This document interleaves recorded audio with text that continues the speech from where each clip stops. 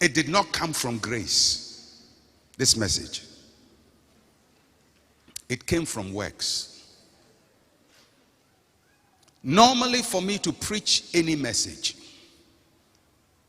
usually I plan way ahead what I'm going to preach. Sometimes I start messages now and preach them a year later, 2 years later, sometimes 5 years later. When I start my sermon preparation process and I start doing my verse study,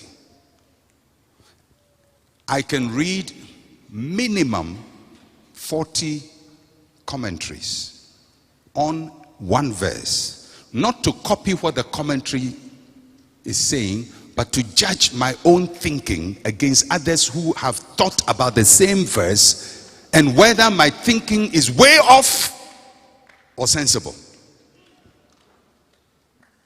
Because you have to know you are not the first one to read that verse. Others have thought about it, contemplated about it, struggled with it, and you are struggling with the same verse. It is sensible to refer to others who have studied. Just like a doctor is going to operate on somebody, he knows his stuff, but he has to go and read what other people who have faced similar verses or similar problems have thought about it. So we also study, not to copy people, but to weigh our view against their view. At least they do that. If I take a verse, I'm going to do, if it's in the New Testament, I'm going to do a Greek study. And I don't just read one Greek reference. I can do probably about 10 or 12.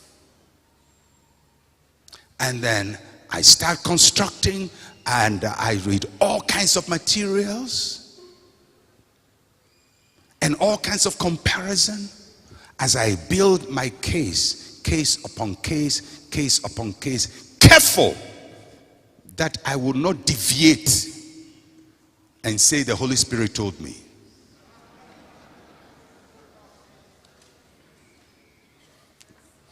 I don't preach it on the spur of the moment. Everything I'm preaching here is written down.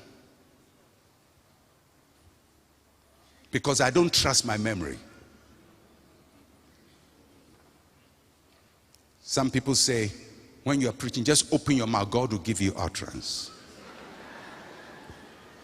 That's why people preach rubbish. Because when you open your mouth and nothing is coming, you have to say something.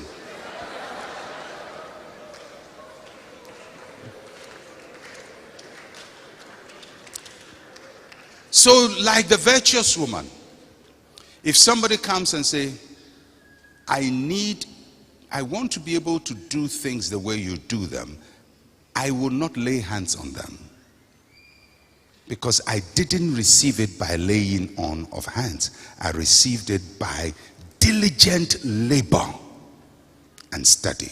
So if you want to get what I have, you have to then study my diligence and practice my diligence.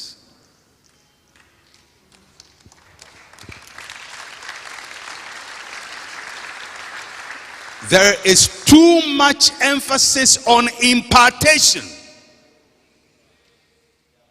because people want to receive freely and not work. And I've said it before. If the great footballer Ronaldo, or if you prefer Messi, either of them,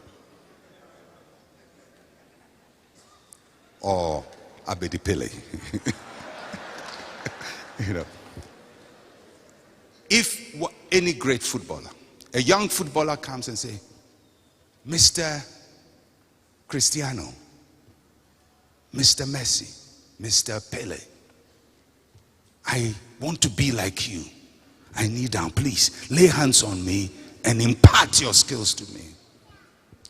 Do you think that person would become a great footballer? But if they said, I want to study your exercise regime, your training regime. I'm going to watch every tape of yours. I'm going to watch how you pass. I want to watch your ball control, and I'm going to study you like crazy.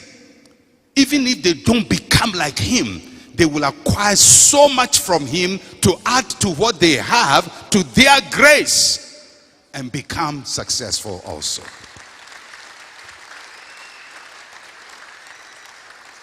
So what makes you think that somebody can lay hands on you and impart their success to you?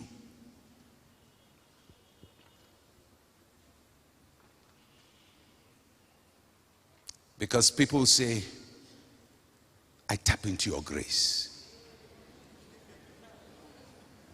The grace. The grace. I need the grace. From whom? From me? Did I manufacture the grace myself?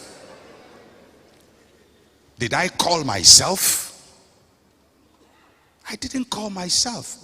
I was called by the same man who called you. His name is Jehovah.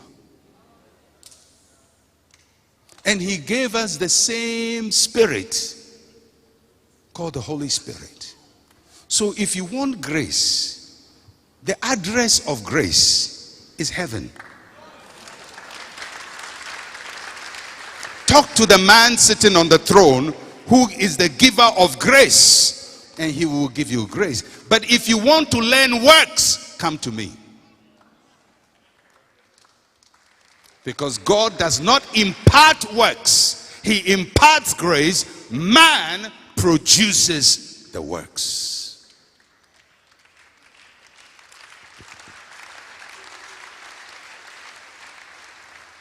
So how many of you want to be successful? You want to break through? You have to work like crazy. I'm telling you. Pastors who want to be successful, you have to work like crazy.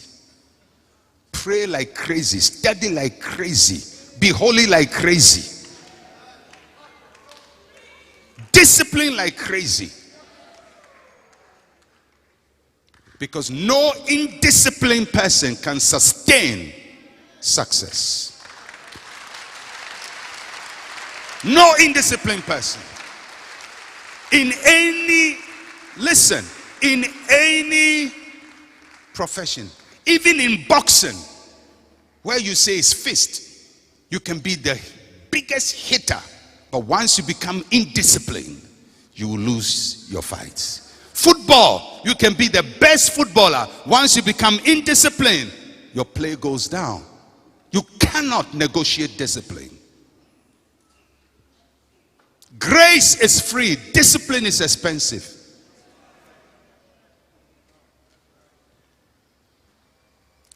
So, God's grace is freely given. But grace does not produce success. If grace produced success, each one of us will be successful. Because God gives to every person generously his grace. If grace made us successful, there will be no failure on earth.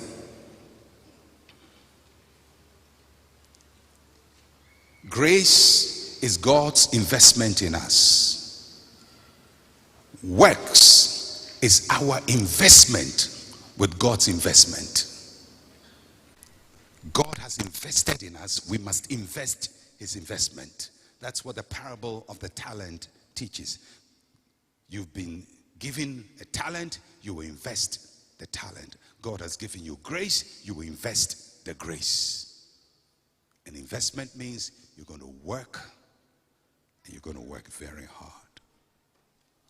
If we understood this, charismatics understood this, we will be the most successful people on earth.